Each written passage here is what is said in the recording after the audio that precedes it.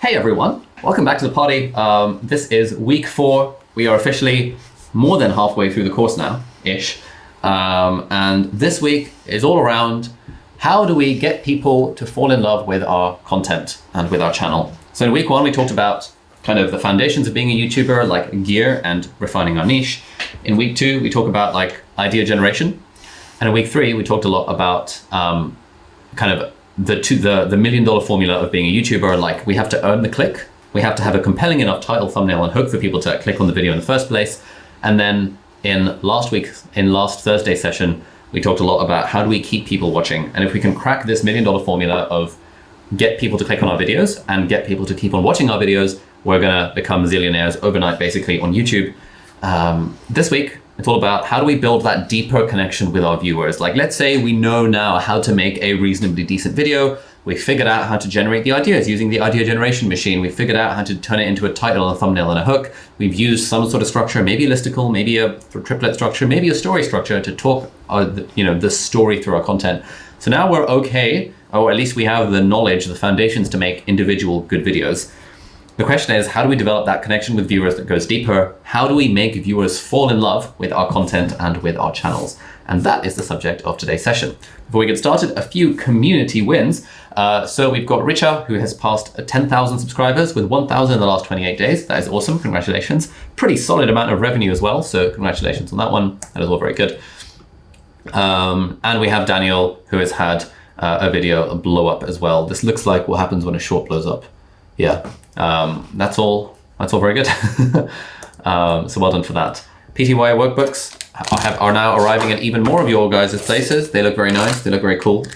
So again, if you haven't got yours yet, oh yeah, there were a load that got returned because of some like postcode issue. We have resent those out. There was about like 15 of them, where people didn't have the right like postcode in the address that you gave us, and therefore the post office couldn't deliver them, and they sent them back to us, and all that stuff is hopefully being sorted. But yeah, lots of stuff going on this week. So we have a session tomorrow at 5 p.m. British Summer Time, which is 0 to 700,000 in 12 videos, a conversation with my friend James Johnny. James Johnny is one of the YouTubers we often use as an example because he has grown so fast on YouTube with so few videos, and his secret is to basically make a Netflix-style documentary for each one, which is absolutely awesome. We also have Social Club as well. On Wednesday, we have office hours. Haven't quite figured out who that's going to be with, but it's going to be with someone. And then on Wednesday, Robbie Crabtree is also doing a workshop in performative speaking, how to be a better speaker. That's going to be really good. Robbie's been doing workshops for all of our previous cohorts as well, and they're always very well attended and very well received because he's a pro. He's a trial lawyer, a barrister in the US, and makes a living off of telling compelling stories. On Thursday, our session is all about systemizing and scaling our production process. So once we've got this process of making videos and we've gotten viewers to fall in love with our channel, how do we then do all of this stuff systematically so that we don't have to think about it so hard? Friday, we have another social club. And then on Friday, we have the postponed version of the crash course in writing with David Perel. So loads and loads and loads of stuff going on. But as always, the objective is to just make the videos. And it's less about the content and more about actually making the videos. What is the Oxford Masterclass in the calendar scheduled for tomorrow? That should not be scheduled on that calendar. That's like something that I'm doing. I'm doing a masterclass for the Oxford Business School. And maybe when adding it in, I accidentally put it on the PTYA calendar. So apologies for that. If we can get rid of that from the PTYA calendar, that would be ideal. I'm incidentally giving a workshop for Oxford Business School talking about why they should start YouTube channels and podcasts as a way of growing social impact for social entrepreneurs, but completely irrelevant to PTYA. So apologies for that one. And then on Saturday, we have office hours with Elizabeth, which should be interesting. As a reminder, we are continuing to do Power Hour every single weekday at 8 o'clock in the morning and 2 o'clock in the afternoon. And our house support system has been going strong. We are now on week 4 of the course, therefore week 3 of the house support system. Here is a list of all the times. And we also now have groups for each of the houses on Circle. And so whichever house you're in, you should find yourself in that particular group, which will have like the Zoom link, and we'll tell you what time your house session is running. And so you'll be able to see all the members of your house, and you'll be able to share like notes and minutes and resources from the house party sessions. So that'll be good.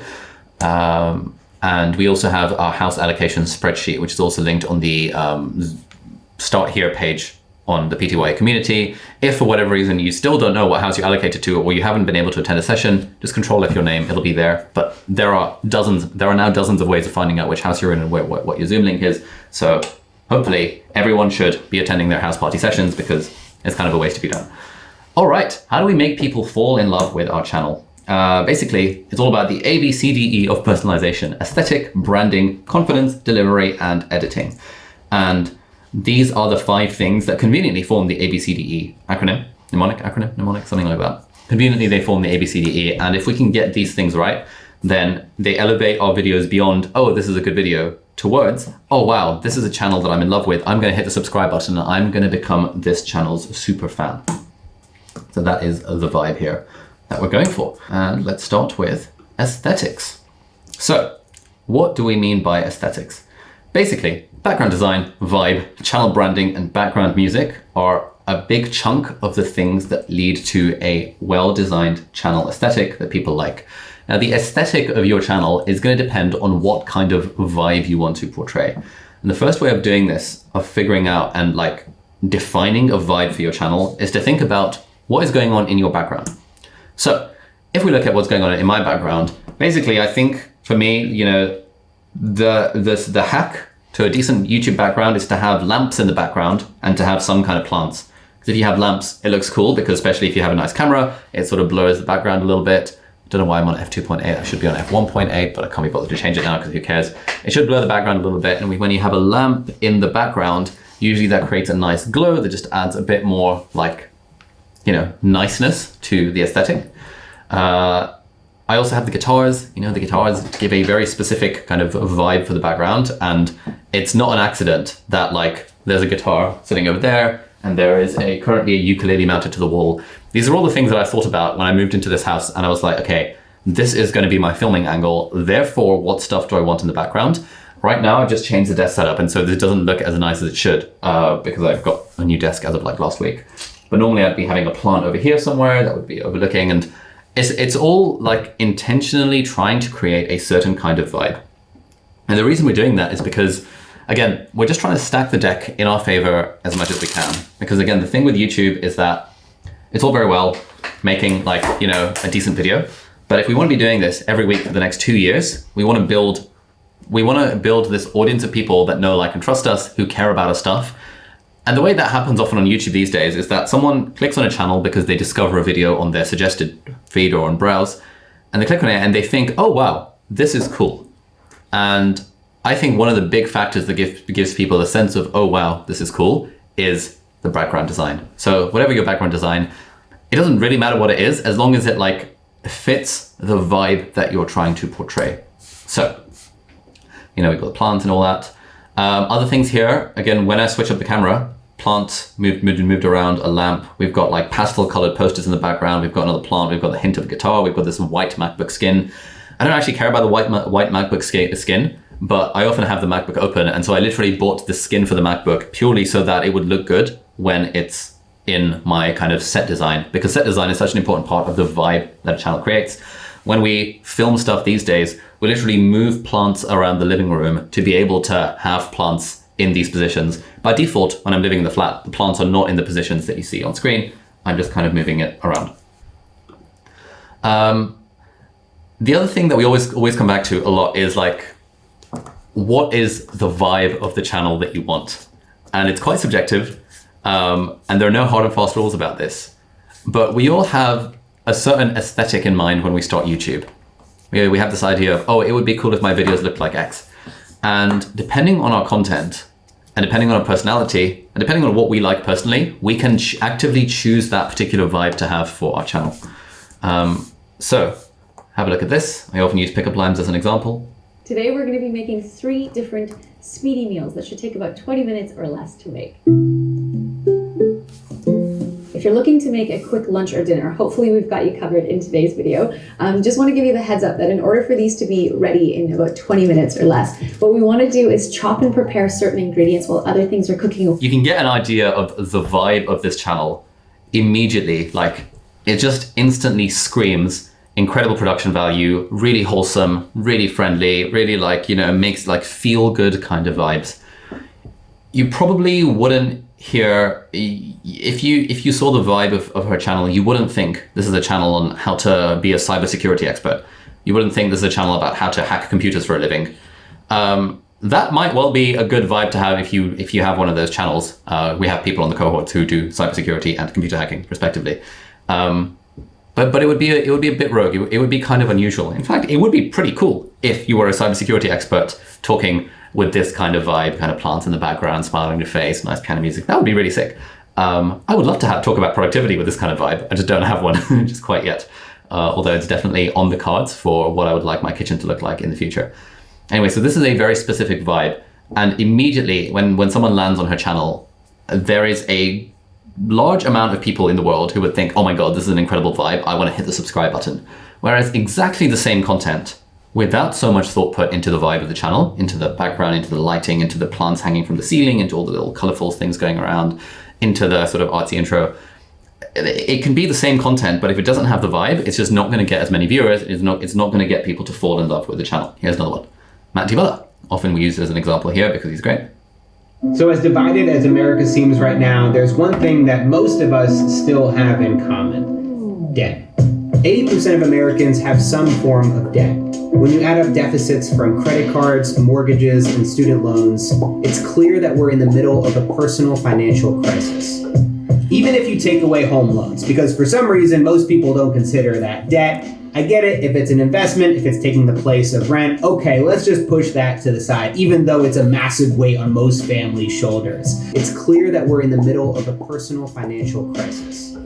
Even if you take away home loans, because for some reason most people don't consider that debt. I get it, if it's an investment, if it's taking the place of rent, okay, let's just push that to the side, even though it's a massive weight on most families' shoulders. Pushing that to the side, the problem of debt is still palpable. The Atlantic, citing data from the federal...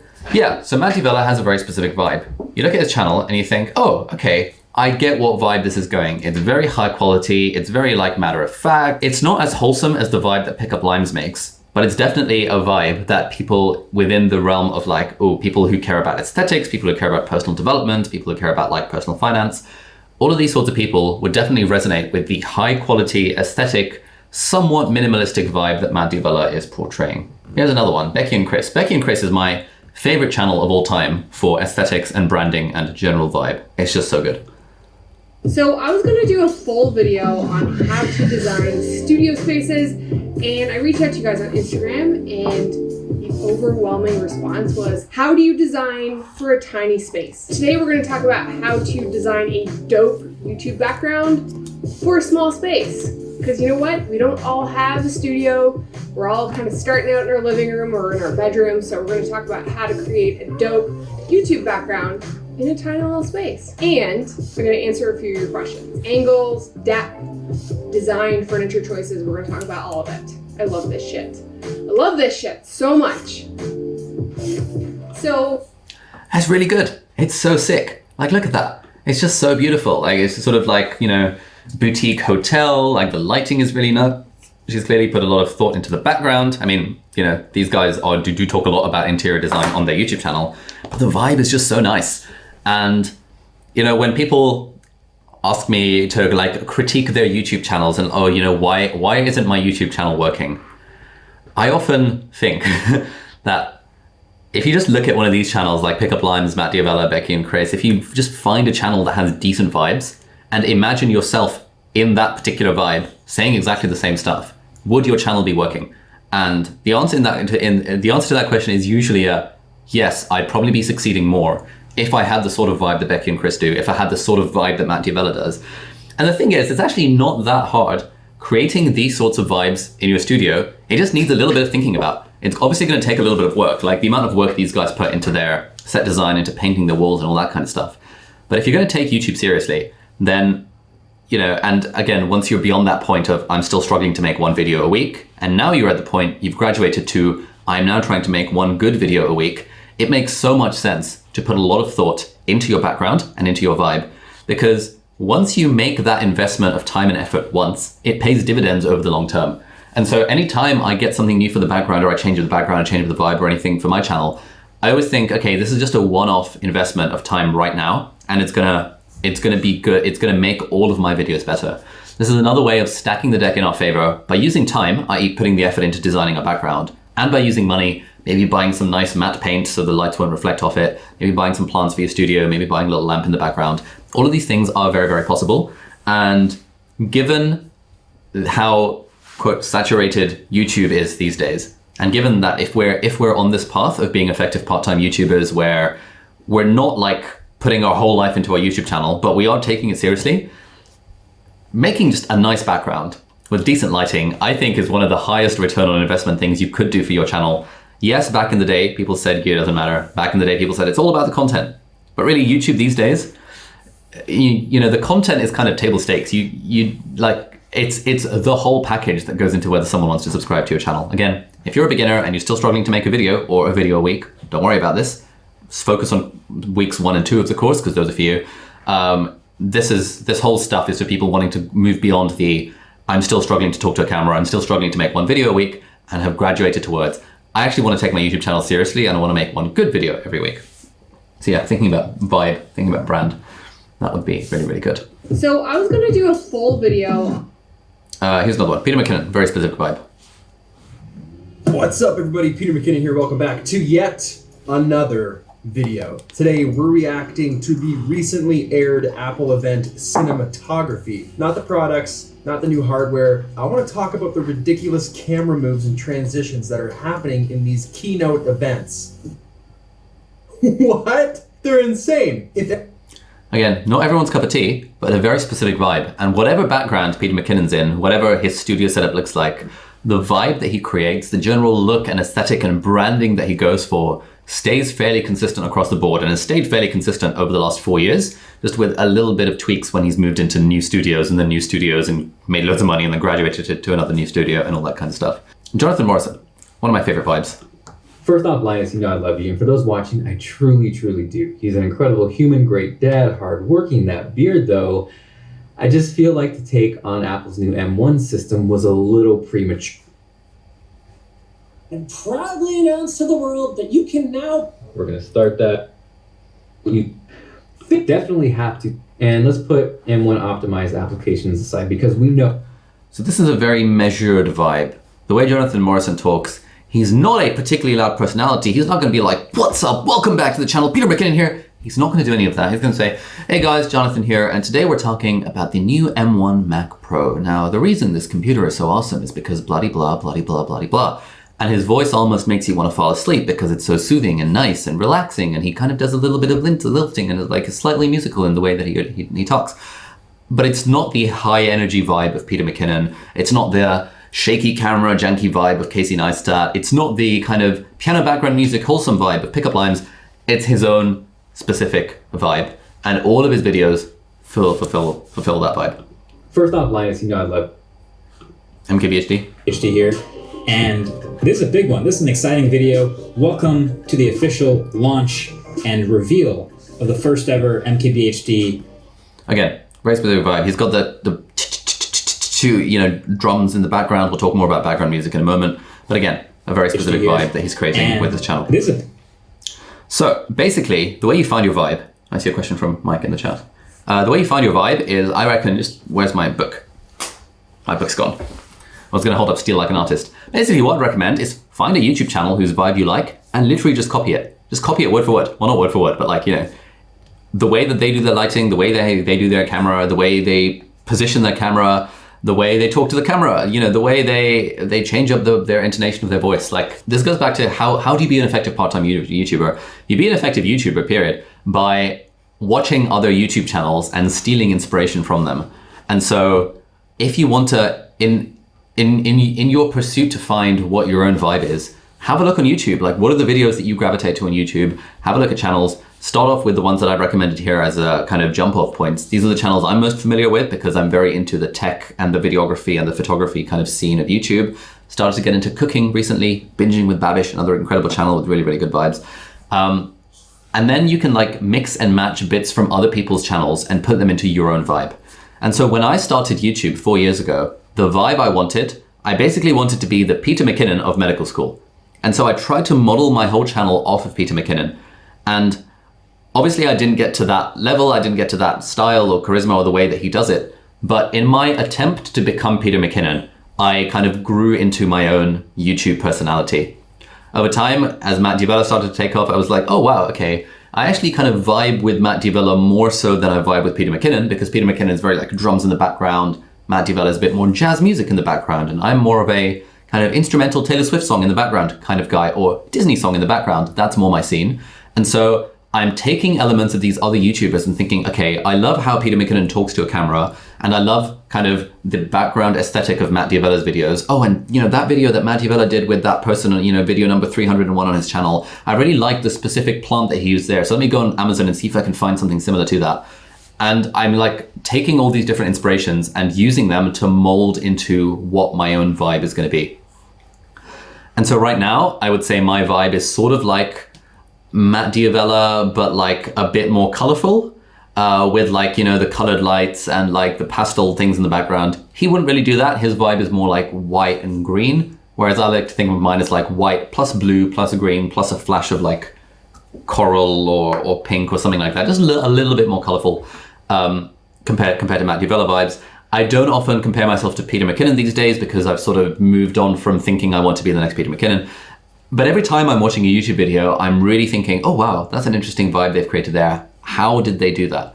And again, this is one of those things that when you switch from being a consumer to being a creator, you start noticing specifically how people create certain vibes in their YouTube videos, and you can start incorporating that into your own channel. The other thing to keep in mind is channel branding. Channel branding is another big part of what creates a vibe. So this is our friend Mayuko, who did a guest workshop for our PTY community a few weeks ago. This is a very, it's a vibe. It's nice. It's like good branding. The channel is, the art is nice. Tech, career, life. It's got this hand-drawn text on it that makes it seem more friendly. It's probably not the vibe that Matt D'Avella would use. It's certainly not the vibe that Peter McKinnon would use, but it's a really nice, friendly, wholesome kind of vibe that she's creating over here. Pickup lines, again, you can just tell, like, in a way, the channel banner doesn't really match the vibe of the rest of the channel, but the channel banner does signal that, oh, this is kind of friendly. It's a bit low key. They're not trying too hard. But then you look at the thumbnails and you think, bloody hell, these thumbnails are incredible. Again, good branding. A really good way of doing this is Canva. Canva is a good free app. You can use canva.com and you can use that to create like a channel art. And I think this is an easy fix for everyone's channel. Your channel should definitely have channel art in it. So where are we? Social media. YouTube channel art is like a theme that you can use, and they've got like a ton of themes. And basically you could just literally pick any of these themes at all, and you could create your own channel art from them. And I guarantee they would look better than like what 99% of people have as their channel art. In fact, to be honest, I'm not a fan of our own channel art either. I could literally take one of these and it would be better than what we've got, just because the vibe that we're creating with my channel art at the moment isn't really the vibe we want to be using moving forward. So this is a nice one. No more excuses.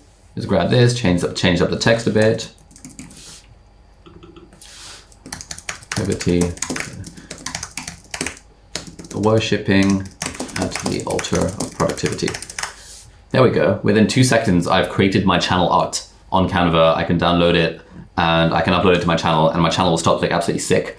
And I've just taken 2 seconds to create channel art on Canva for that. So very, very easy way to add more vibes to your channel, to add more branding, to do this channel art kind of stuff.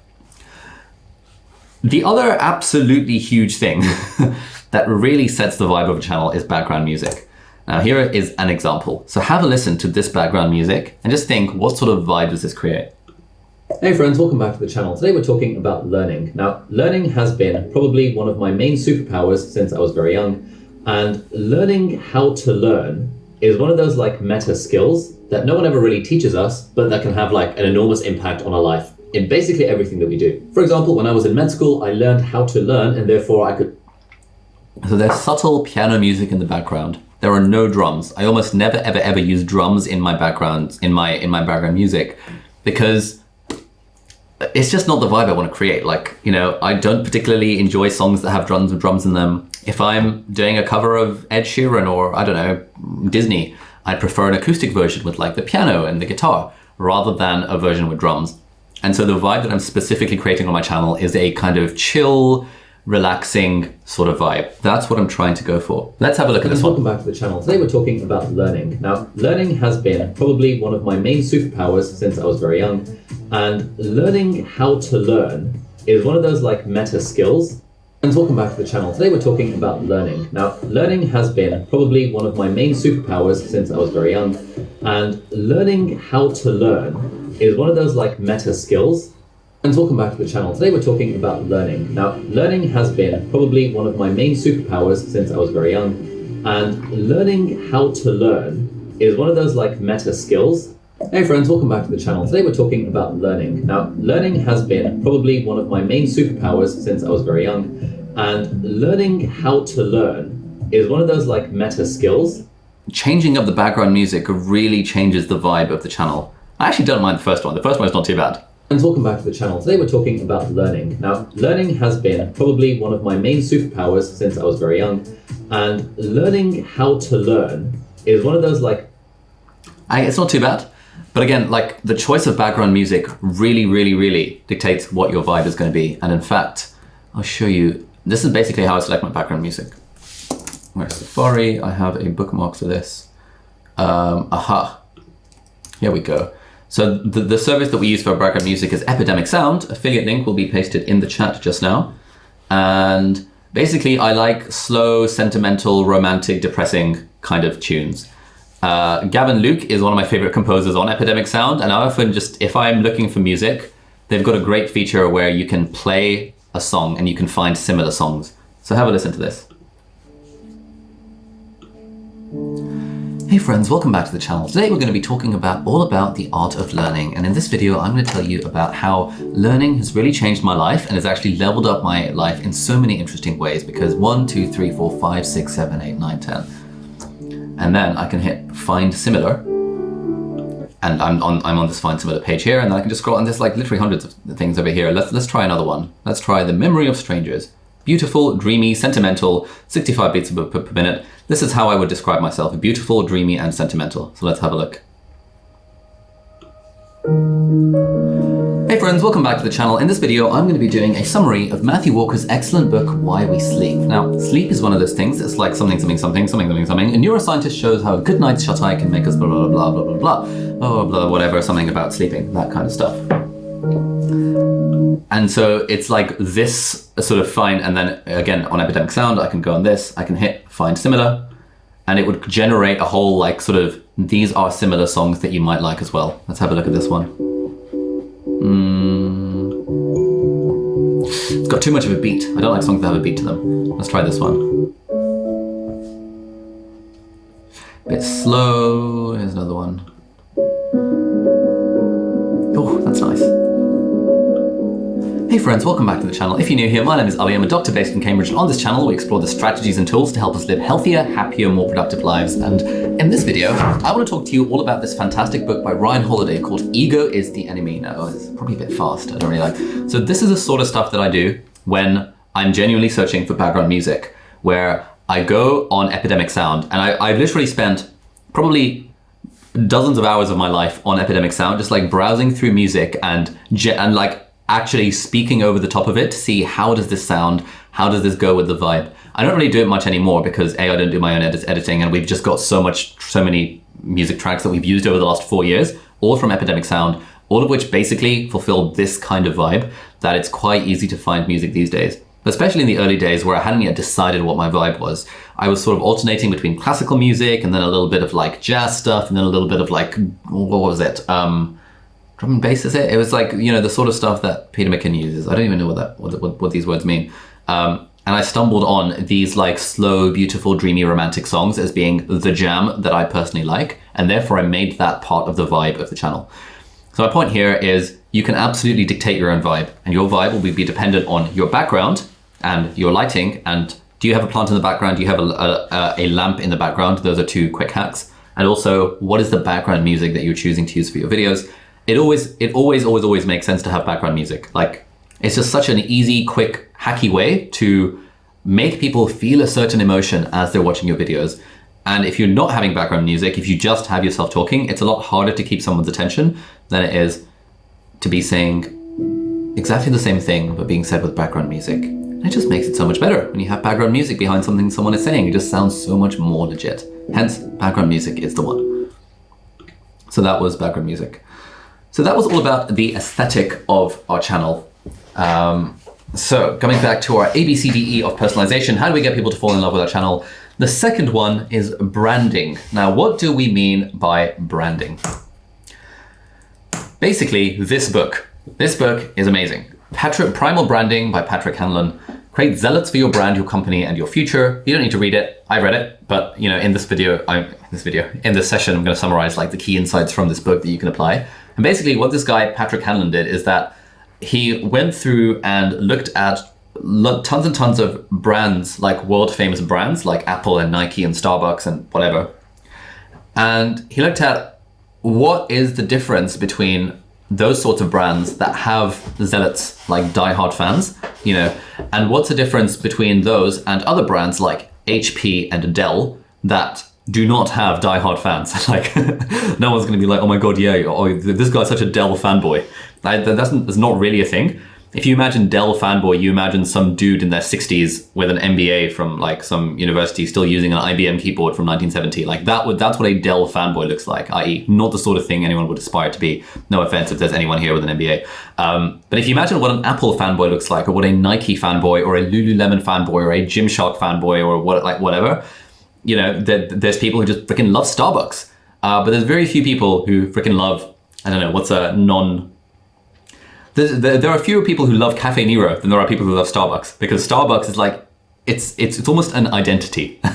And so this book basically distills what are the 7 or 8 components that these brands that have diehard followings, what do they have in common? And there's a lot of stuff we can learn from this to apply to our YouTube channels. So there are some in particular. Thank you.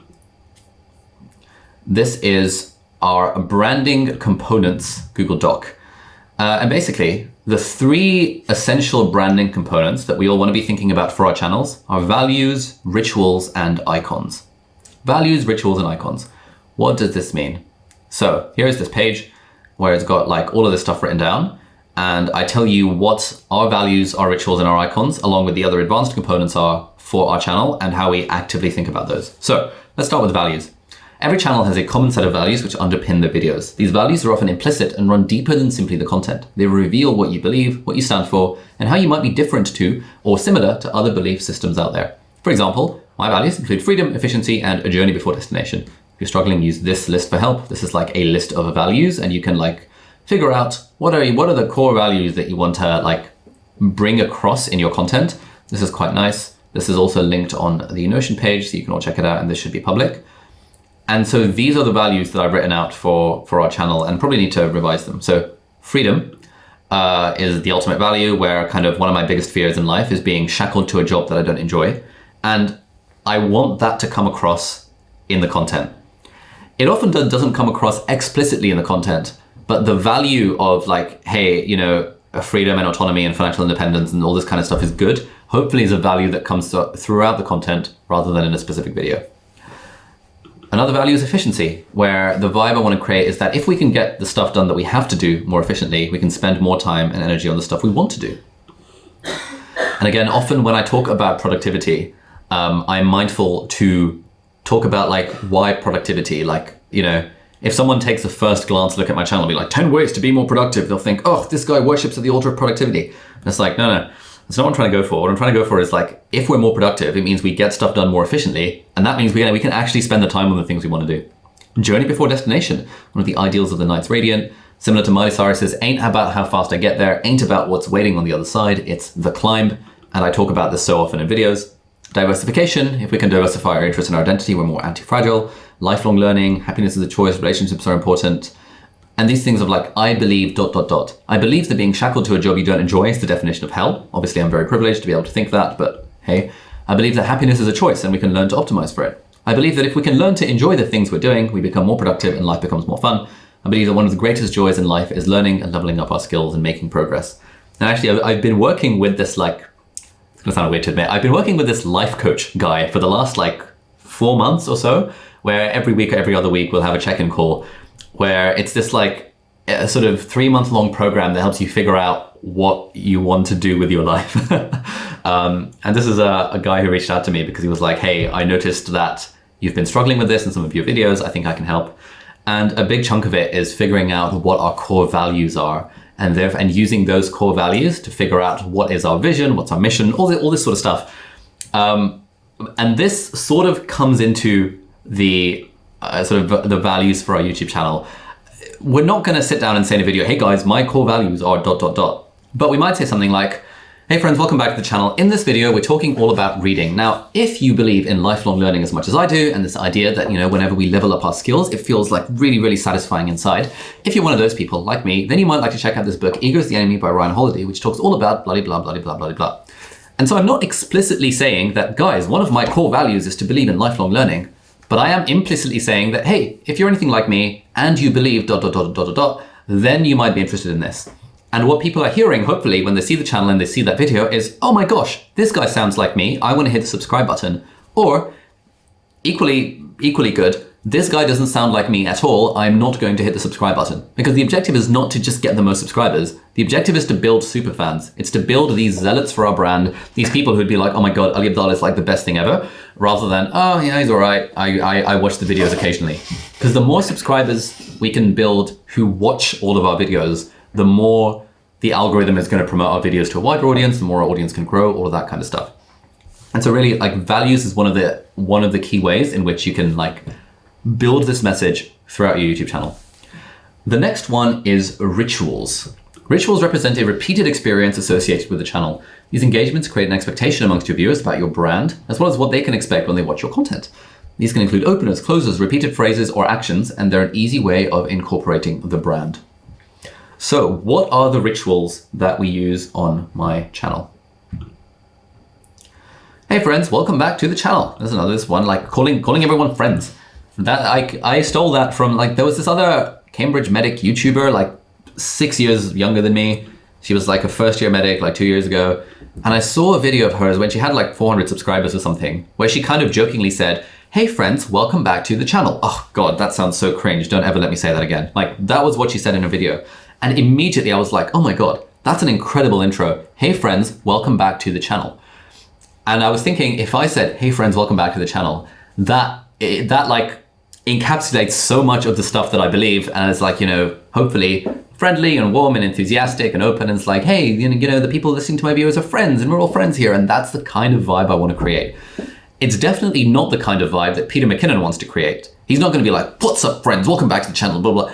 Peter McKinnon is creating almost an atmosphere of cool around him that people aspire to be as cool as Peter McKinnon.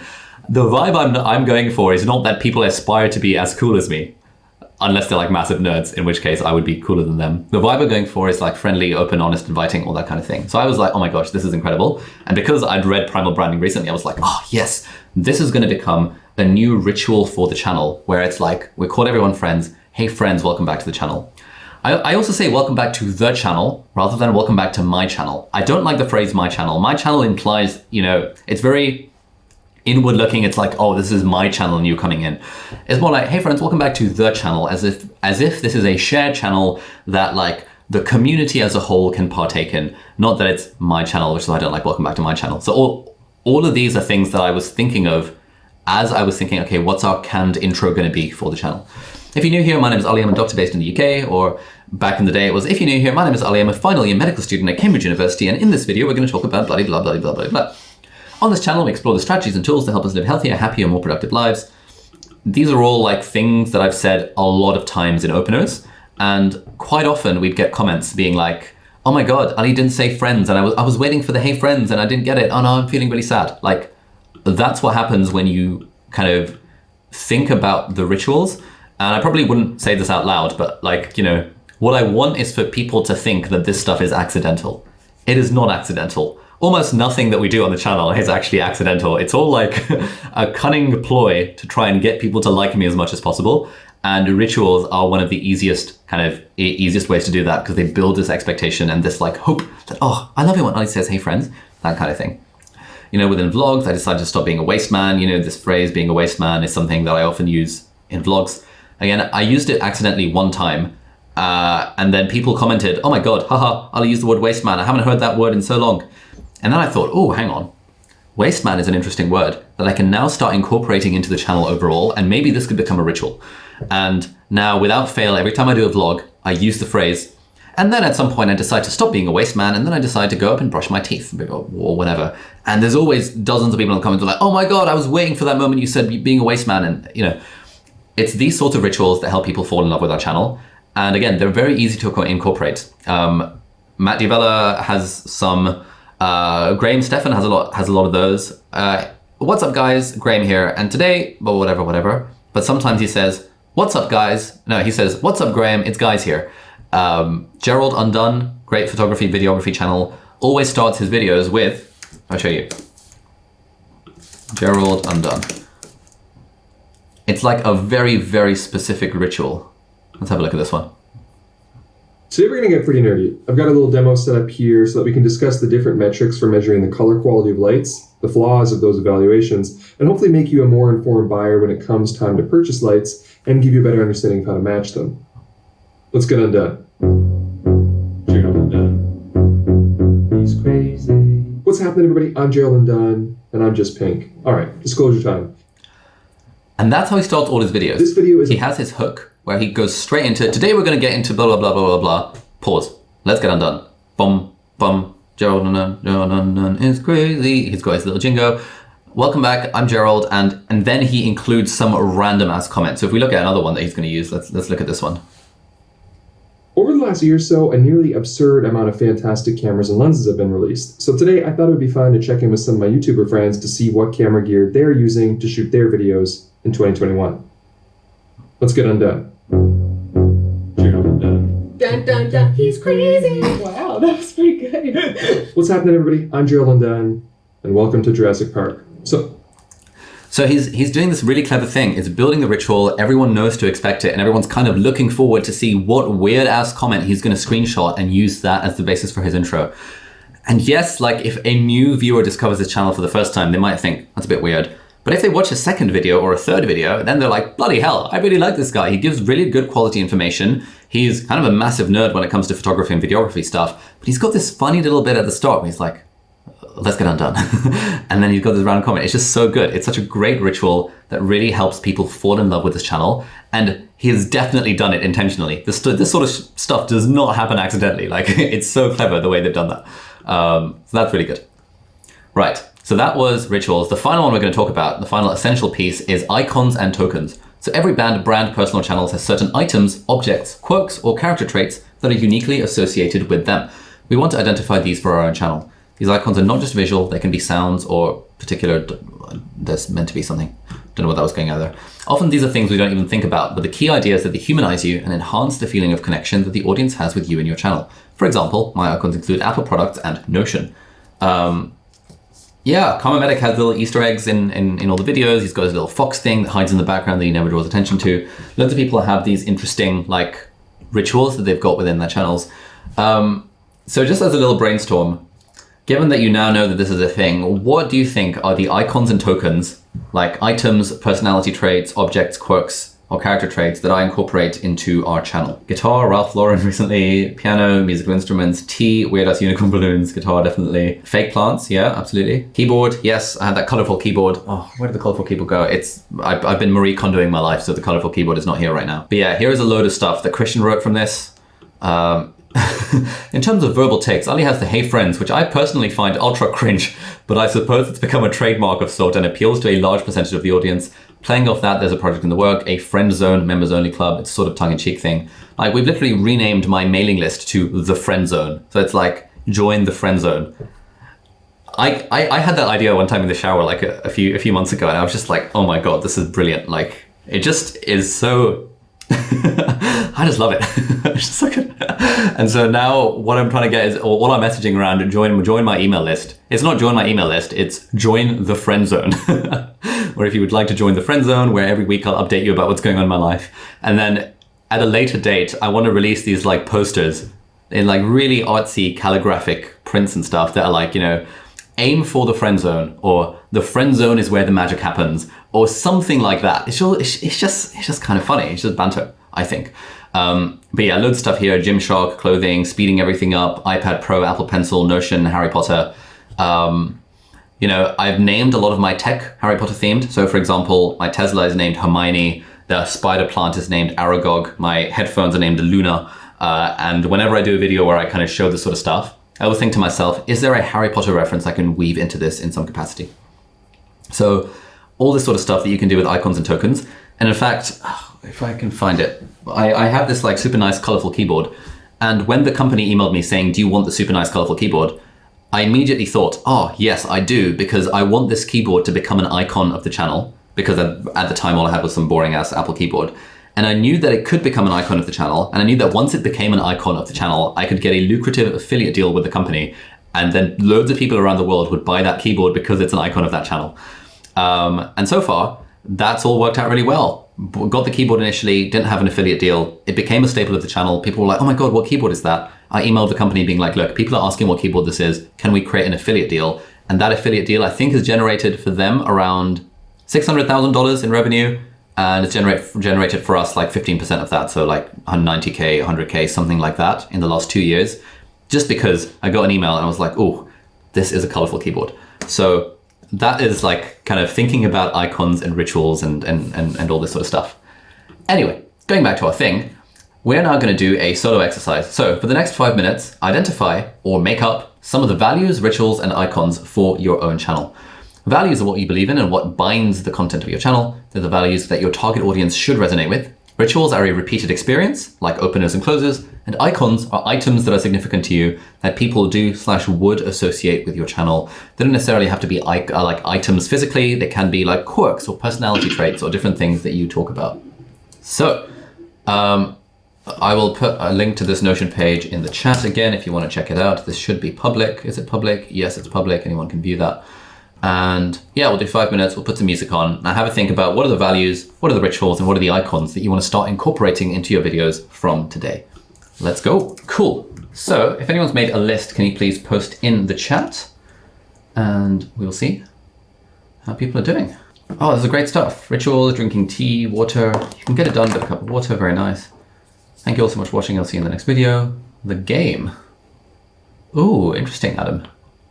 And joke about the fact I use dating coaches to help me get better with girls. Hey, nothing wrong with that. Core value of smart business. Approachable, integrity, living the dream, freedom, time, efficient, automation, simplicity, systems. Very nice. I believe that everyone can be successful. Technology enables a more successful life. Very nice. Indie games are exciting. Creativity and originality have value. This is all very good. I was going to do a thing where I would critique some of these, but there's actually not a lot to critique in the chat. This is all like good stuff. Okay, let's just go straight to this other breakout room. So I haven't critiqued some of your branding components, but we have loads of more stuff to get through, so we're gonna do this. Head into breakout rooms and pitch your values, rituals, and icons to those in your room. Now work with each other to refine your branding elements and brainstorm other things that you could perhaps incorporate into your videos. So this is going to be a 10-minute breakout room. We've got 176 people, so let's do probably 50 rooms. So we can get like people, or maybe like somewhere between 40 and 50 rooms, Angus. I'm sure you're taking care of it. If you guys want to screenshot this thing, basically the objective is to pitch your values, icons, and rituals to the people in your breakout room and just have a bit of a chat about them, refine them, and just make sure that like often with the values part in particular, it's useful to be able to talk about them. So when you say freedom is a value, what does that mean? Oh, it means, you know, or for example, when you say freedom is a value, what does that mean?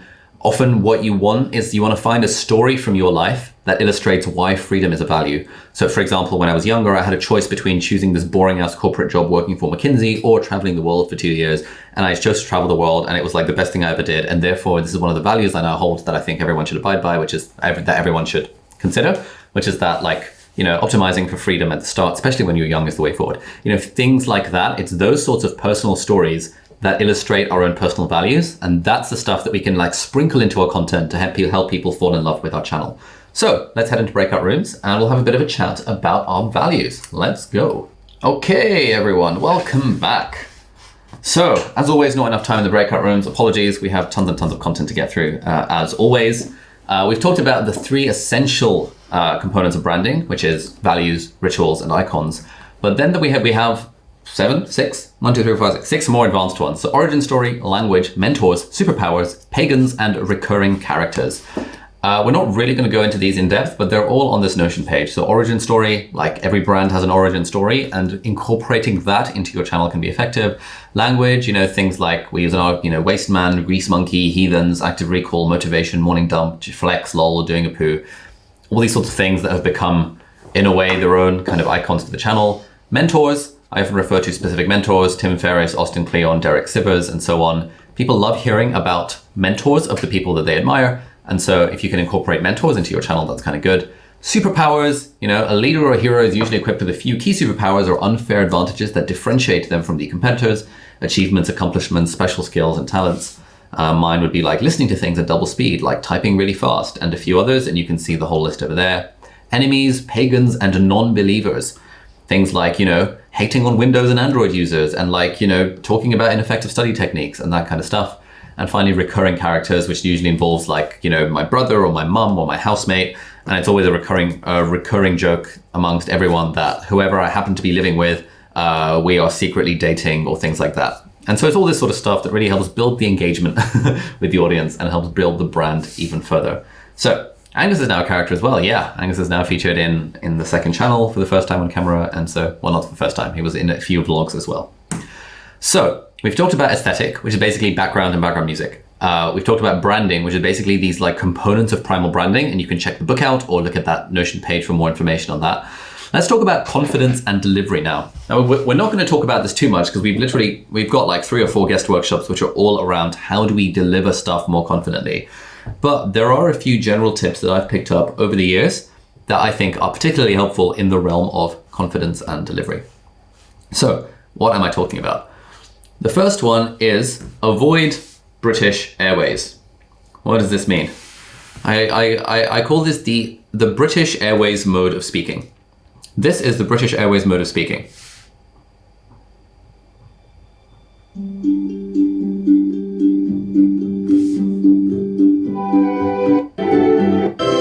We're now going to explain the emergency procedures on this British Airways aircraft.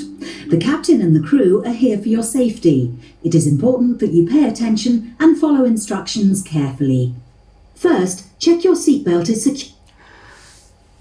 I call this the British Airways mode of speaking, or the British Airways voice. Now, a lot of people fall into talking in the British Airways voice when they start talking on a camera for the first time, because it's similar to how when people are doing public speaking, they often default to this style of speaking. And so if I'm giving a talk for the first time and I'm talking to a group of people, I might be overemphasizing everything that I'm saying. And this sort of makes me sound like I'm an air hostess on a British Airways flight. And we talk like this because we have that insecurity of not knowing how to speak to the public, not knowing how to speak to a camera, and therefore we feel the need to enunciate everything we're saying and talk in this kind of musical lilting voice, which makes us sound really, really grim and everyone freaking hates it. So that's the kind of voice you want to avoid talking in. And it's so classic for new YouTubers to talk in that voice, especially when doing educational videos. The easy solution to that is just lower the pitch of your voice. For example, this is me talking at a low pitch voice. And when you talk at a lower pitch, you can still do stuff like kind of going up and going down a little bit, but it sounds a lot more confident and a lot more conversational and a lot more like you're speaking to someone man to man, as it were, or woman to woman, or whatever combination you would like. It sounds a lot better when you're speaking in a low kind of voice. Whereas if I were to talk like this and kind of talk in a more high-pitched voice in an attempt to make myself sound a bit more theatric and a bit more performative, that sort of stuff just might not work and would come across as quite inauthentic. It's all a bit weird. It wasn't quite the British Airways. So I noticed this a lot. Like in the early days of my YouTube channel, I would bring my friends on board to answer a load of questions about med school admissions. And by default, a lot of them would say stuff like, so if you're thinking about writing a personal statement, there are 3 really important things to keep in mind. The first one is that you always want to start off with a quote. No, lol, I'm just kidding. You don't want to start off with that. People without camera experience and without public speaking experience default to that mode of speaking. And what I was telling them is no. Imagine like you're talking, literally imagine like you're talking to a friend or you're talking to a class of 3 people, and then make your voice lower and less uppy and downy. Because we naturally think, the more uppy and downy my voice is, the more I'm engaging and the more better I am at speaking. But actually, like, audiences engage more when we talk in this kind of way, which doesn't feel as if we're insulting their intelligence. So if you find yourself speaking in British Airways mode, you're probably doing something wrong. It's probably because you haven't had much experience, but a quick hack there, lower the pitch of your voice, speak lower, in a way speak more monotone, and I promise you'll come across as more, shut up. I promise you'll come across as more engaging and informative. Sorry, that shut up was for my Apple Watch because Siri accidentally got activated. It wasn't for anyone in the chat. Keep continuing to talk in the chat. This is what I like. The other thing to avoid is the primary school teacher mode. And this is, again, similar to the British Airways mode, but this is, all right, guys, welcome back to the channel. In this video, we're going to be telling you 3 different ways that you can do magic tricks like this one. For example, here is one way how you might shuffle a deck of cards. You might go like this, and like this. Now, did you know this is called the riffle shuffle? Another way you might shuffle cards is like this. This is my ex-girlfriend's shuffle. Look, the ex-girlfriend shuffle looks good, does nothing. Here's another one. Here's another way you might shuffle a deck of cards. They call this the Passover. Get it? The Passover, it's called the Jewish shuffle. Some people might. This is the primary school teacher mode of speaking. And again, when we're doing instructional content, this is the kind of mode that we often default to when we're doing instructional content, as if we're speaking at the front of a class of 5-year-olds. But no one wants to be talking down to like they're a 5-year-old. Again, instead, lower the voice, make it a little bit more monotonous, and people will start relating to you on a much more human level because you're not talking to them as if they are a kind of primary school child. So those are just 2 really, really, really standard things that a lot of beginner YouTubers do, and they don't realize it comes across as ridiculously patronizing to be spoken to in this kind of voice. So you don't need to do that. I was doing this a lot when I started YouTube, and I was like, oh God, this doesn't sound like me. Why doesn't it sound like me? And the reason it didn't is because I was too high and too much like this. Hey friends, welcome back to the channel. My name is Ali. I'm a medical student at Cambridge University, and in this video, we're going to talk about how to do the beat. Oh God, kill me. I absolutely hate that style of speaking. Everyone hates that style of speaking. It's hard to break out of, but once you break out of it, you'll find that people resonate and engage with your stuff much more because you are not patronizing them through video. Other tips. How do we build a human connection? So have a look at what she does. Oh, hey there. Today we're going to do a little bit of meal prepping for breakfast. So if you're the kind of person who wakes up in the morning and you dread the idea of even thinking about what to make for breakfast, then this video is for you. Whenever you've got just a few moments to spare, you can make any one of the recipes we're making today. And then for all of the days that follow, you've got breakfast already figured out. You don't even have to think about it, which is really nice. And today's video is in partnership with our incredible friends over at Audible, but we'll chat. One thing that Sadia from Pickup Lines does really, really, really well is speaking through a smile. Everything she says with a smile on her face. And you just can't help but fall in love with the channel because it's just like, oh, there's a smile on her face. I just love it. It's just so nice. It's so wholesome. It's great vibes. Hey guys, welcome back. Today we're going to be making a recipe of bloody blah, bloody blah. And it's so exciting and so wholesome how you can add chocolate sprinkles to this and it just makes it a warm and delightful summer evening. I don't even know what I'm talking about there, but it's just so nice when someone speaks with a smile on their face. It makes it feel more authentic, makes it feel more warm. It really helps build that human connection that you don't get by kind of talking like this. Again, this is another thing that beginner public speakers and beginner YouTubers make in being too serious on camera. When, a lot of you guys are in the business world, often, if someone is not very good at doing a business presentation, they'll be too professional about it. And being too professional is just boring and no one likes it. Whereas if they can crack a few jokes, kind of speak with a bit of a smile, speak a bit more conversationally, it really helps you warm up more to the person. Whereas when they're professional and like stuffy, it's just not good. It's not the style of speaking that we like. An easy way to counter that is to speak through a smile. This is something. Oh, hey there. Today we're going to do a little bit of meal prep. Oh, hey there. Today we're going to do that. It's so warm and so inviting and so nice. Will Smith does a great job of this. If you watch any interview with Will Smith at all, you'll notice he just always has a smile on his face as he's talking. And this is just literally something you can always do while you're filming a YouTube video. You can always have a bit more of a smile on your face, and it just makes everything you say just sound a little bit more warm, a bit more enthusiastic, a bit more inviting. It really helps build that human connection in speaking through a smile. Thirdly, let's talk about jokes. So, jokes are good. Scripting in banter into your videos is like a good thing. Our friend Legal Eagle, who has a bonus interview on the PTY community, he makes it a point to script a joke into every single paragraph of his script. He scripts his videos word for word. He has a team of researchers and writers who help him write his videos, but he always goes through the script and scripts in a joke every single paragraph. This is something that we are quite bad at doing on our channel, and I just kind of realized it. Angus, note to us, we should script jokes into every paragraph, basically, or every other paragraph. And so I often find myself like scrambling to think of banter on the spot. And in a way, like, because we work from bullet points rather than a kind of scripty script, it means there is scope for me just kind of being spontaneously funny or a little bit weird. Often weird is funny, or just telling a joke and kind of laughing at myself. It often just adds a little bit of something to a video if you can add in some humor in there. But even if you're not naturally funny, like some of us aren't, you can script your jokes into your content, and that's another thing that adds vibes to your video and helps people fall in love with your channel. It doesn't even have to be like a particularly groundbreaking joke. It can even be like a dad joke that you just kind of laugh at yourself about a bit. Yeah, you know. oh yeah, what did I say here? This was a scripted one. Maybe it's funny, maybe it's not. Right, so when I was younger, I used to be really, really bad at public speaking. I was super shy, I never wanted to put myself out there, and I was really terrible at talking to pretty girls. But over time, I've improved at 2 of those things, and so in this video, I'm going to be giving you my 9 top tips for how to be a better public speaker. It's not that funny. It's not like laugh out loud funny. But we had a few people in the comments being like, oh, haha, lol, I noticed that. And it's random shit like that I think, at least for our channel, that I like to incorporate humor-wise. Because I'm not broadly a laugh out loud funny kind of guy. I'm not a stand-up comedian. That's not the person I'm trying to pretend to be on the internet.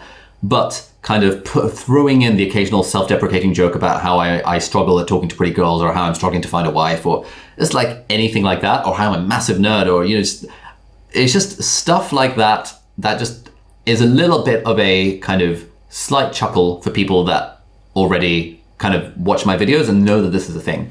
And so in a way, kind of a self-deprecating joke about my inability to find a wife, for example, goes down pretty well with a lot of the audience. Not saying you have to do that, but just thinking about jokes that you can script into your content is like a fun thing that you can do. Another tip is generally practice. So for example, a lot of you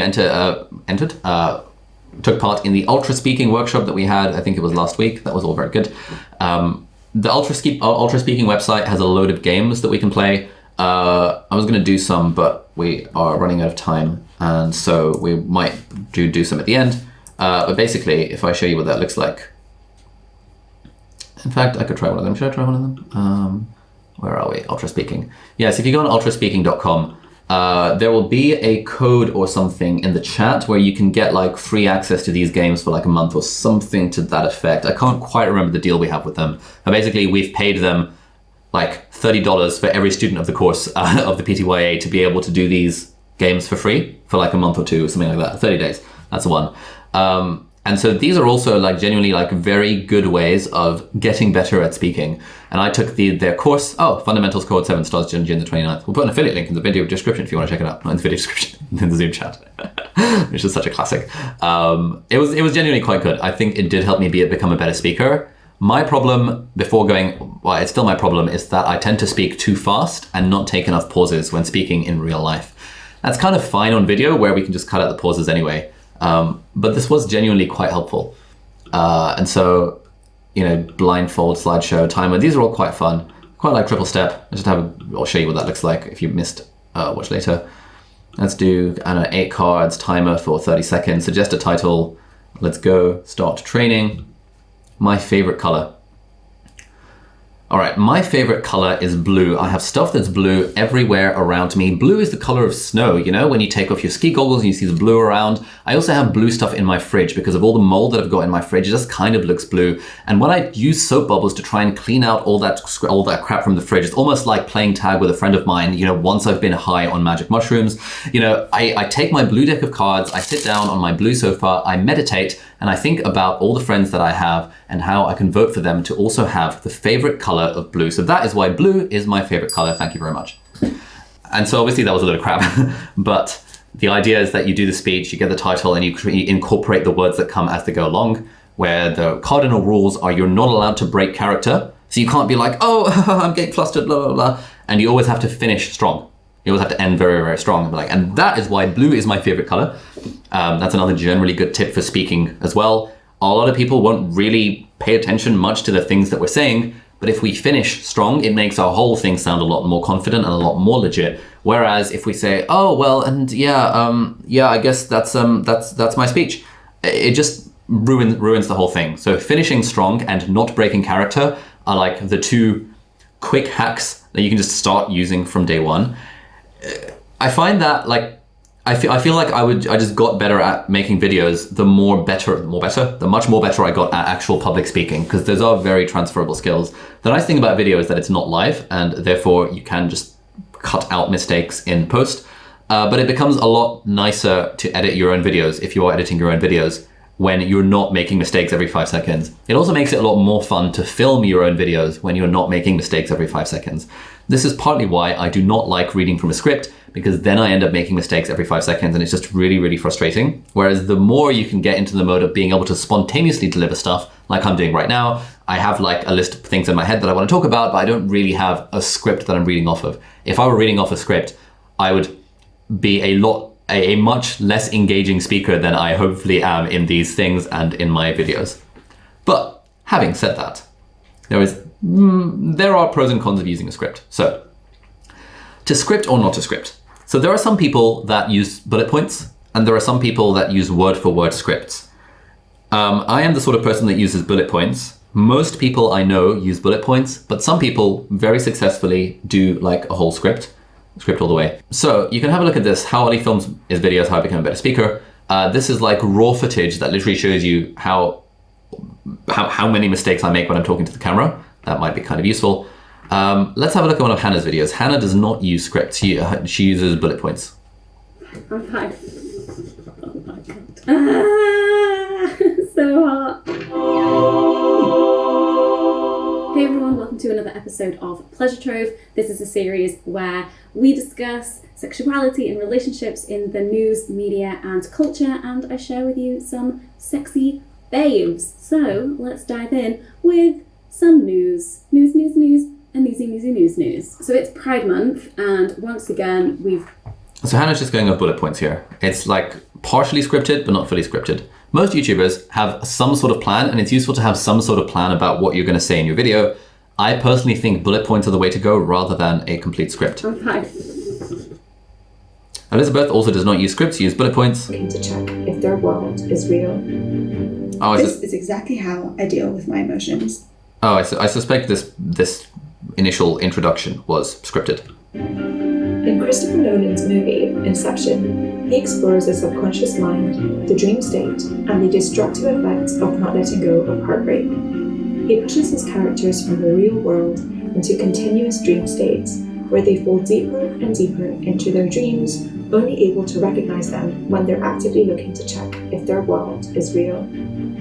This is exactly how I deal with my emotions. Now, I'm a very emotional person, which has its benefits. It means I get very passionate about things, I love to connect and help people, and also it means I can feel very intense That bit sounds scripted as well.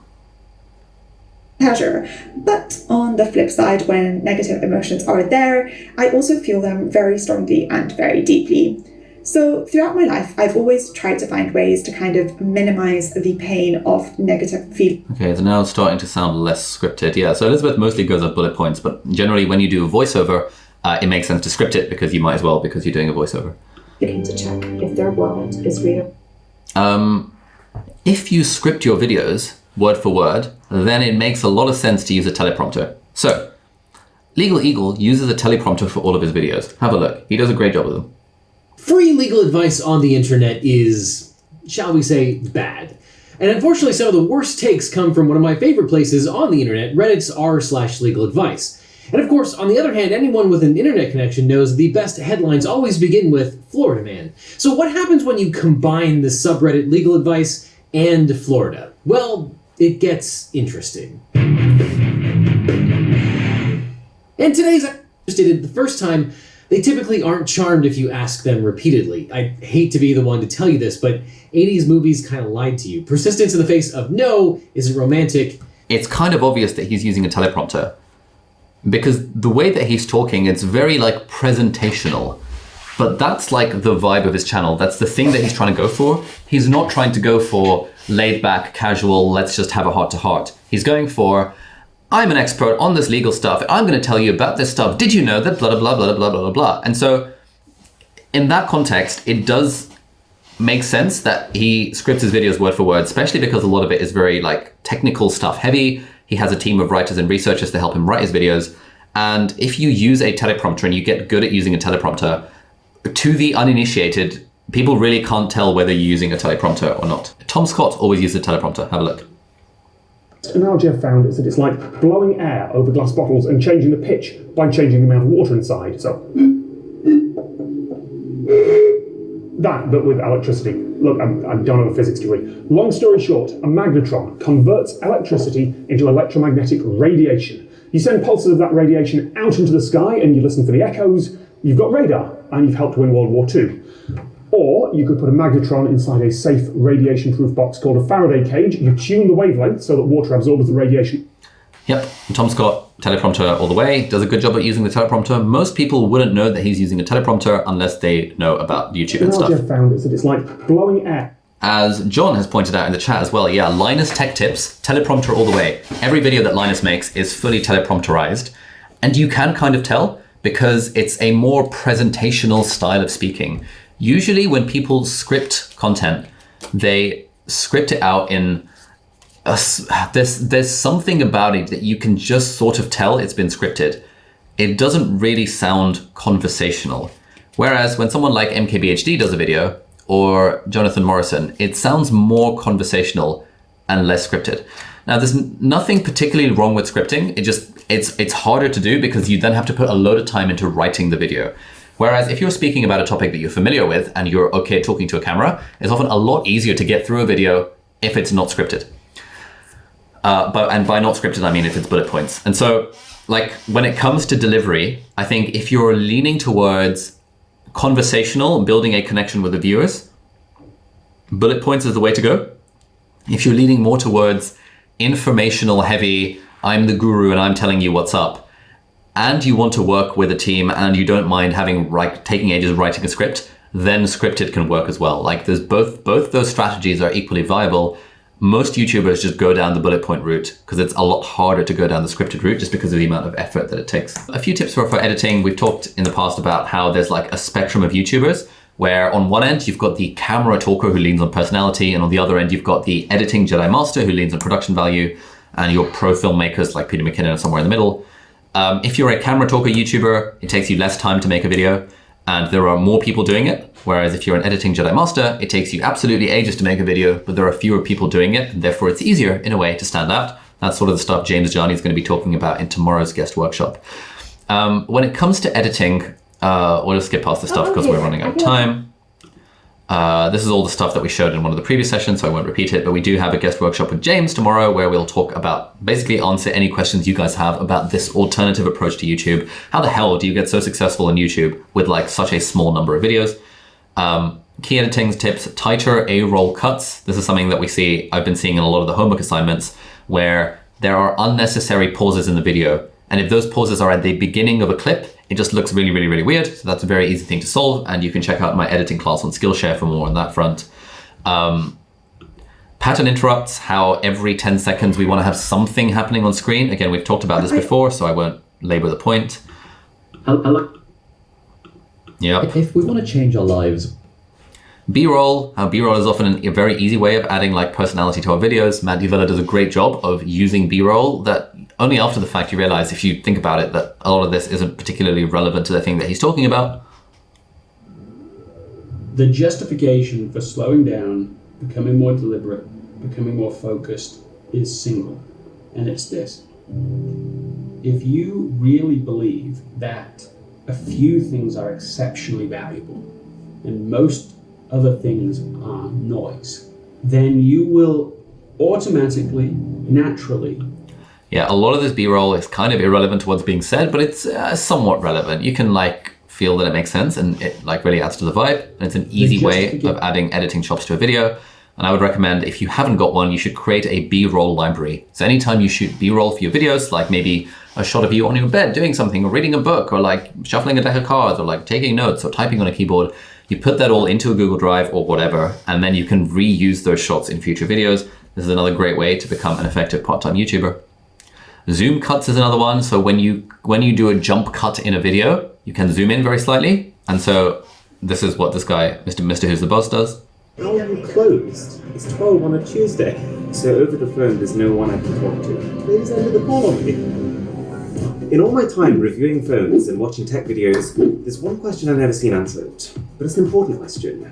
How much does each company care about their customers? We're going to contact some of the biggest tech manufacturers from Samsung to Apple, present them with a fairly simple problem. I'm just going to tell them that my screen has gone black, and then see how long it takes them to figure out that it's because my battery's run out.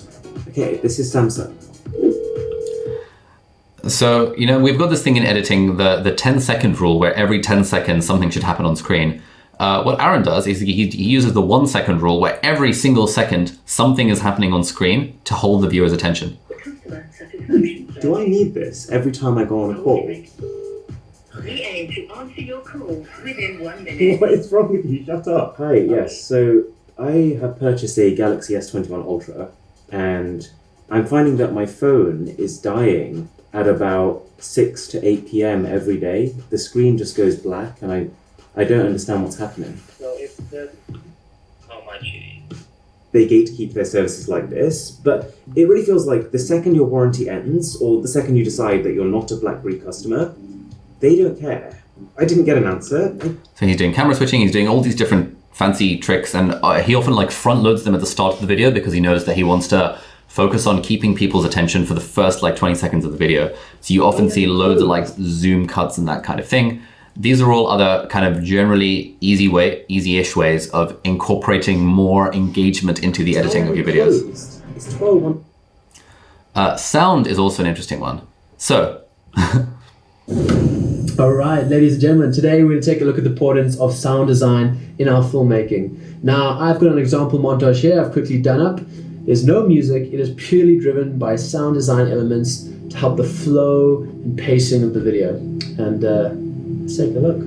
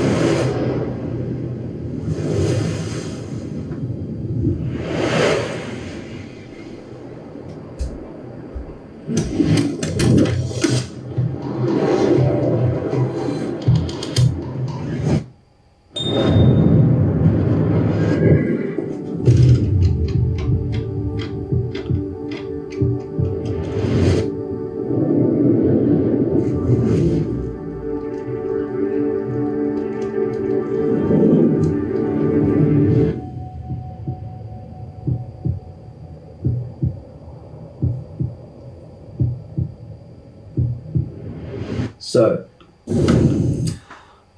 so if you want to find a link, I'm just put it's just really good.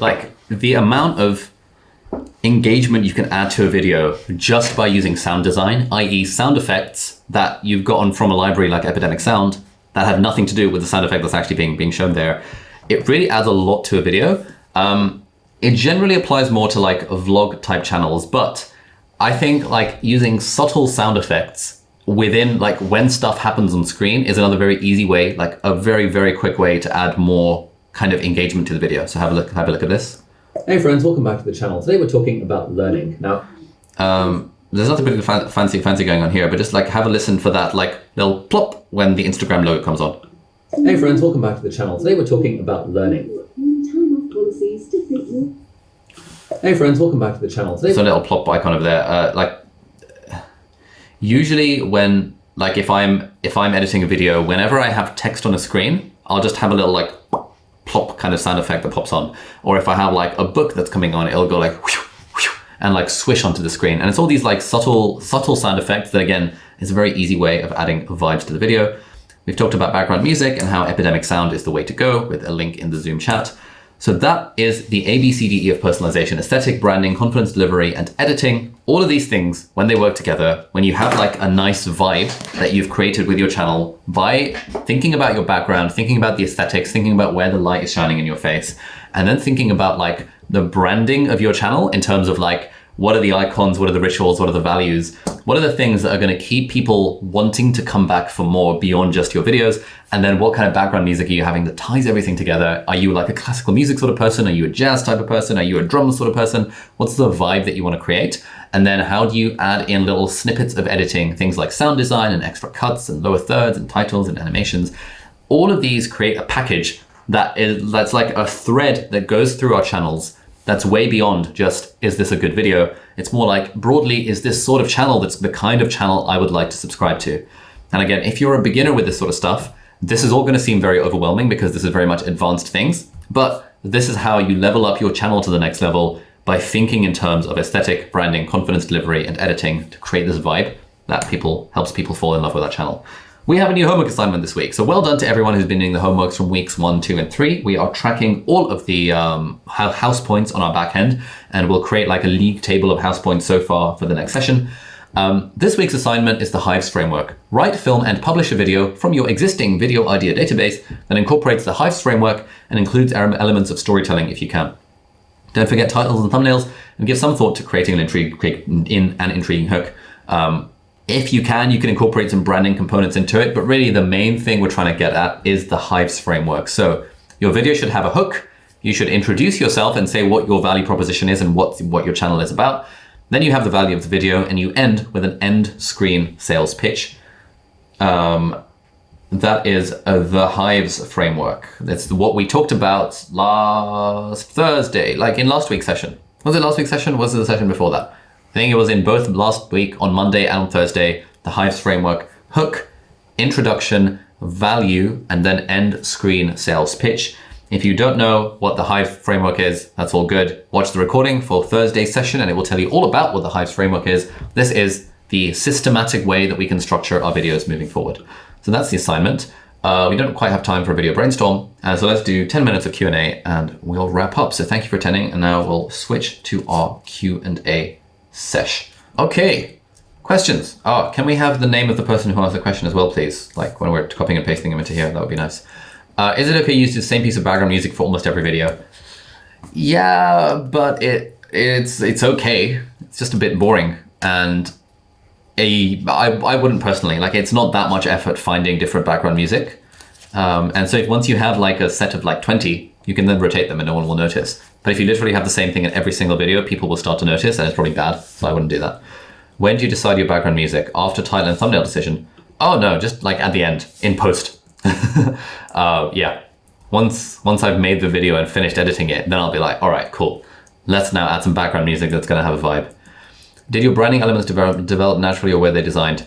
Some developed naturally, but a lot of them were designed. Like the ones that developed accidentally were before I discovered primal branding as a thing, and before I knew it was a thing.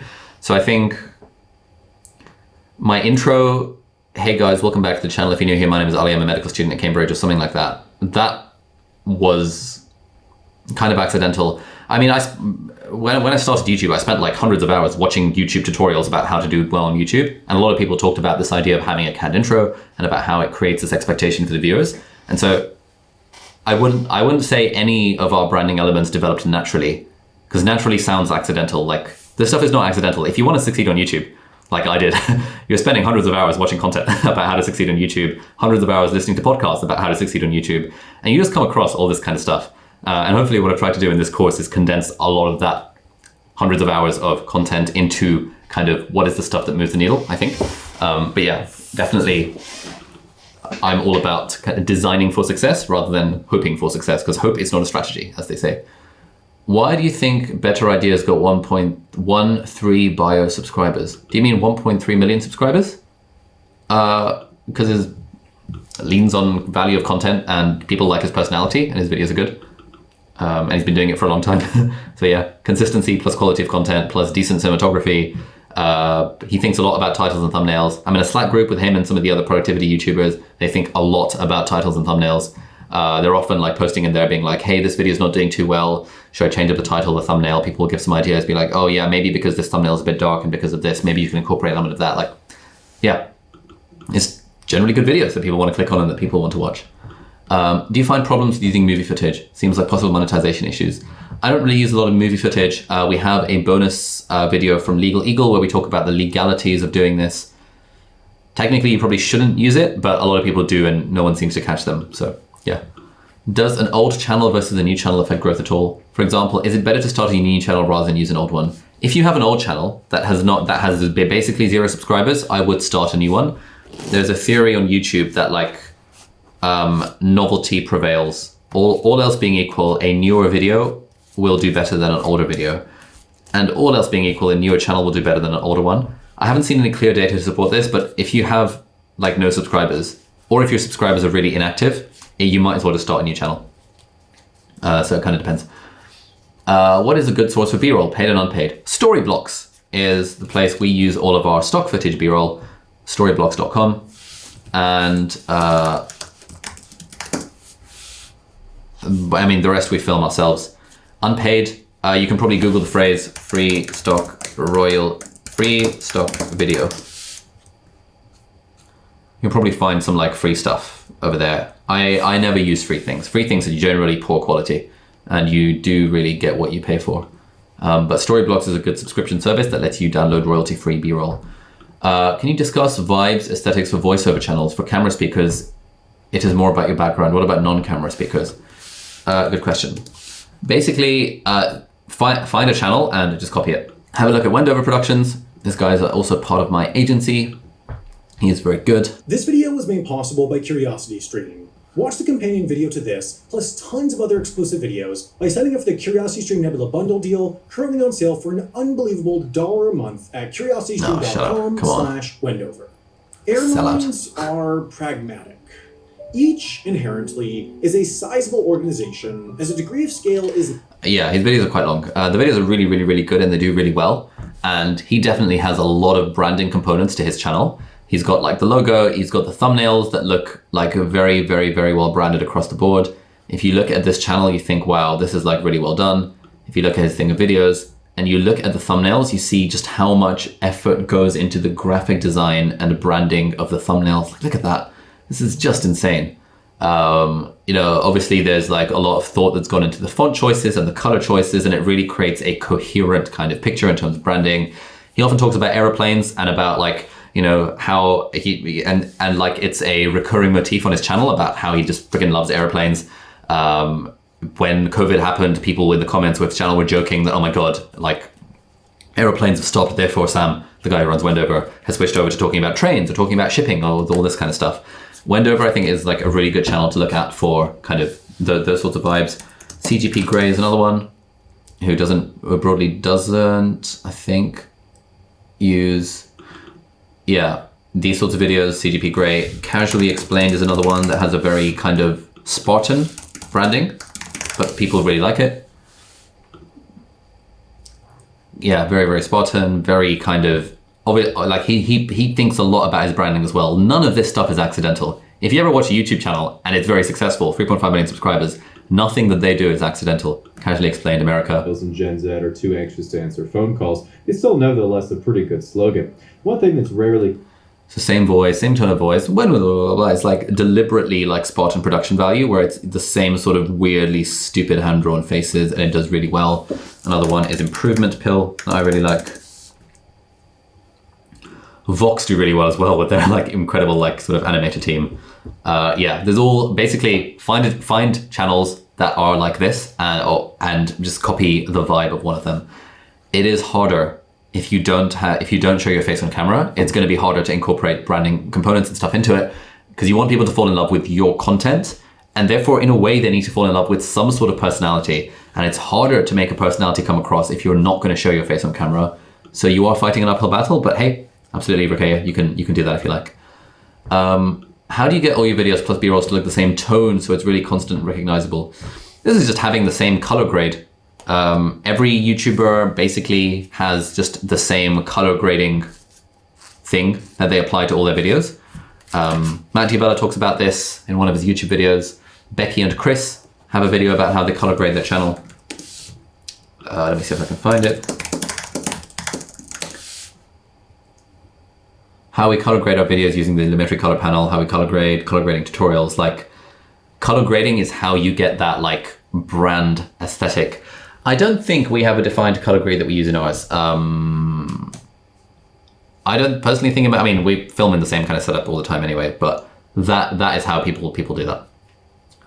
Yannick, what are the 3 top most important pattern interrupts a beginner should focus on adapting when starting from scratch? B-roll, text on screen, and I think another very easy one is like hand-drawn animations using an iPad or using a graphics tablet or something like that.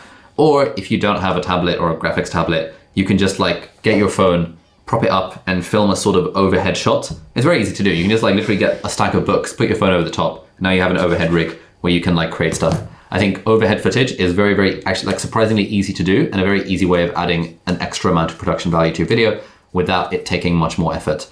But if you have a look in my Skillshare class on how to edit videos, you'll see a tutorial on how I do the iPad hand-drawn animations. And that was one of the things I did early on in my channel that helped it stand out. And people were like, oh my God, those animations are incredible. And it was so easy to do. And Monica, does the intro always need to be in the first minute? I see some do it near the last third of the video. What are your thoughts on timing for intro? Yeah, good question. So firstly, you don't always need an intro. It's useful to have an intro if it's a discoverable video so people can find out more about your channel and what it's about. Generally, most channels I've seen do it at the first half of the video, but you can really do it whenever you want. Like, it would be a bit unusual to watch a whole video and then have an intro, like, you know, just before the end. That's unusual. It's something I haven't really seen before. But really, the objective of the intro is to introduce yourself for new viewers to your channel. And so if it happens at the start of the video, then more people are going to see it than if it happens towards the end of the video. And so the question is, do you want, like, is your intro going to be an unfair advantage? Like, if, for example, you know, I've just been reading a book by Chris Voss called Never Split the Difference. He's like an FBI negotiator, hostage negotiator, and has been doing that for 20 years. If Chris Voss were to start a YouTube channel, he would want to use his intro at the start of every single video, be like, hey, my name's Chris, I've been an FBI negotiator for the last 20 years, and in this video we're going to talk about how to blah, blah, blah, blah, blah, blah. It wouldn't make sense for him to be like, just lead with the content and then use his intro at the end, because his intro is his unfair advantage. It's coming across in the intro. Equally for me, you know, hi, I'm a doctor and YouTuber, I'm a medical student at Cambridge. These are all things that I'm using as an unfair advantage. Therefore, they make sense to be in the intro towards the start of the video. So I would say if your intro is impressive and you're leaning on that, then have it towards the start, because it adds social proof. It makes people think, oh, okay, this person's legit. They must know what they're talking about. It adds credibility. It adds like, yeah, vibes to your channel. But if it's not that like sort of outwardly impressive, then it doesn't really matter where the intro comes in, I guess. Cool. Brahan, if starting a new channel, is it better to start on a completely new email address so there's no link to the older one? It doesn't make a difference. Like, YouTube views YouTube channels as being separate regardless of what email address they're attached to. Pete, I heard a good tactic is to have a thumbnail with a face when it goes public for the first 24 hours, then switch with no face after 24 hours, people who don't know you. Any data to support this? I don't know. I've heard this as well. It would make sense in theory. I would say, no, not even first 24 hours. I'd probably say first like week, because in the first week, still a lot of subscribers are watching the video. It's something we want to experiment with. We don't really have any clear data one way or another to see whether it works. Often for our tech videos, a thumbnail without a face does better in the long run, but sometimes a thumbnail with a face does better. I think like I always struggle to draw like actual like valid conclusions from this sort of data, because yeah, we just don't have an overwhelming enough, like I don't think our study is like powered enough to be statistically significant about this sort of thing. But hey, it's worth a try it out. The nice thing about TubeBuddy is you can test it out. You can see exactly what the click-through rate is, and you can see if it works for your channel. It is something we do want to experiment with, where we have 2 different thumbnails that we shoot for every video, and we switch one out if it's not performing particularly well. But if it's doing well, then, you know, I don't like to mess with a formula that's working. Anyway, that brings us to the end of the session. Thank you everyone for joining. Hopefully you guys got some value out of this. We've talked all about what are the different ways we can get viewers to fall in love with our channel, the ABCD of personalization, that is aesthetics, branding, confidence, delivery, and editing.